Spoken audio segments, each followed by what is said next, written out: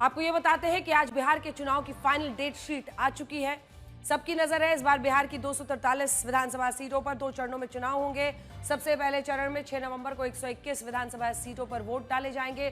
दूसरे चरण में 11 नवंबर को 122 विधानसभा सीटों पर वोटिंग होगी और 14 नवंबर को वोटों की गिनती।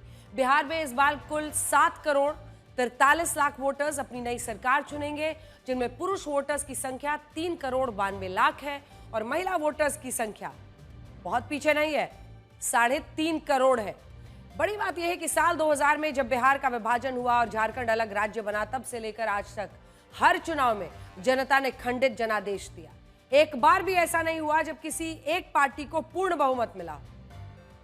इससे भी दिलचस्प बात यह है कि जब किसी पार्टी को पूर्ण बहुमत नहीं मिला, तब नीतीश कुमार इन्हीं 25 सालों में 9 बार मुख्यमंत्री पद की शपथ ले चुके हैं। इस बार जीत कर आते हैं तो 10वीं बार सीएम बनेंगे। 20 साल से लगातार सीएम है। नीतीश कुमार इकलौते ऐसे नेता हैं जो 3 बार आरजेडी के सहयोग से मुख्यमंत्री बने, 6 बार बीजेपी के सहयोग से मुख्यमंत्री। हालांकि इस बार 74 साल के नीतीश कुमार को सबसे बड़ी चुनौती 35 साल के तेजस्वी यादव से मिल रही है, जिन्हें उनके समर्थक मुख्यमंत्री पद का दावेदार बता रहे हैं। हमें सूत्रों से पता चला है कि इस बार आरजेडी इकलौती ऐसी पार्टी हो सकती है जो 122 से ज्यादा सीटों पर चुनाव लड़ेगी और 122 का मतलब है बहुमत का जादुई आंकड़ा। आज हम सिर्फ आंकड़ों की बात नहीं करना चाहते, बल्कि हम ये भी कहना चाहते हैं कि इस बार के चुनाव में याद दिलाने का भी मौका है कि बिहार का इतिहास, उसका गौरव कितना बड़ा है। भगवान बुद्ध को बिहार के गया में ही ज्ञान की प्राप्ति हुई और बौद्ध धर्म की शुरुआत भी बिहार की धरती से ही हुई। इसी तरह जैन धर्म के भगवान महावीर का जन्म भी वैशाली में हुआ था और नालंदा के पावापुरी में उन्हें मोक्ष प्राप्त हुआ था। सिर्फ बौद्ध और जैन धर्म ही नहीं, बल्कि सिखों के 10वें गुरु गोविंद सिंह जी का जन्म भी पटना साहिब में हुआ था और इसी बिहार की धरती पर सीता माता का भी जन्म हुआ। बिहार के सीतामढ़ी में आज भी उनका जन्म स्थान है, जहां एक भव्य मंदिर मौजूद है। देश का सबसे पुराना हिंदू मंदिर, जिसे मुंडेश्वरी मंदिर कहते हैं, वो बिहार के कैमूर में है और कहा जाता है कि यहीं मां दुर्गा ने चंड और मुंड का वध किया था। दुनिया को शून्य देने वाले आर्यभट्ट का जन्म स्थान भी पाटलिपुत्र ही माना जाता है, जिसे आज का पटना कहते हैं। बिहार का वाल्मीकि आश्रम भी काफी प्रसिद्ध है। कहते हैं महर्षि वाल्मीकि ने यहीं कुछ समय बिताया था और उनके नाम पर इस जगह का नाम वाल्मीकि नगर पड़ा, जो आज पश्चिमी चंपारण का हिस्सा है। विश्व को पहली योग यूनिवर्सिटी देने का गौरव भी बिहार के नाम पर दर्ज है।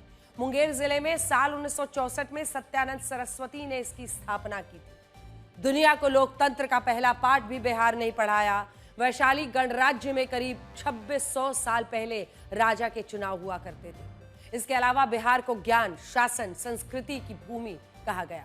बिहार का नालंदा विश्वविद्यालय आज की ऑक्सफोर्ड यूनिवर्सिटी से भी ज्यादा प्रसिद्ध था। अर्थशास्त्र के रचयिता चाणक्य की भूमि है बिहार, जिनके शिष्य चंद्रगुप्त मौर्य ने मगध साम्राज्य की स्थापना की। सम्राट अशोक ने भारत को एकजुट किया।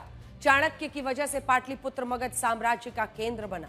महात्मा गांधी की कर्मभूमि भी बिहार रही। साल 1917 में उन्होंने यहीं से चंपारण सत्याग्रह शुरू किया और ये उनका पहला सबसे बड़ा आंदोलन था। इसके अलावा जेपी यानी जयप्रकाश नारायण का जन्म भले ही बलिया में हुआ, लेकिन उनका आंदोलन पटना के गांधी मैदान से शुरू हुआ, जिसने इंदिरा सरकार को हिला दिया।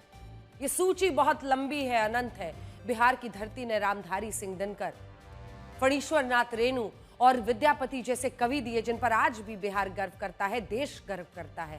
हालांकि आज बिहार का ये वैभवशाली इतिहास, इसकी सबसे बड़ी पूंजी तो है, लेकिन इसका पिछड़ापन इस इतिहास पर गंभीर प्रश्न चिन्ह लगाता है। आप खुद सोचिए, अब तक मैंने आपको बिहार के बारे में जितनी भी बातें बताई, क्या इससे पहले आप कितना जानते थे?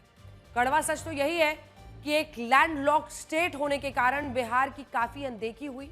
उसे वहां की राजनीति ने भी सबसे ज्यादा नुकसान पहुंचाया। नतीजा ये हुआ कि आज बिहार को खस्ताहाल सड़कें, खराब स्वास्थ्य व्यवस्था, कमजोर शिक्षा प्रणाली, अपराध के लिए जाना जाता है। आज पूरे भारत की साक्षरता दर 81% है, जबकि बिहार की 74.3%। सोचिए, पूरे देश के औसत से भी कम।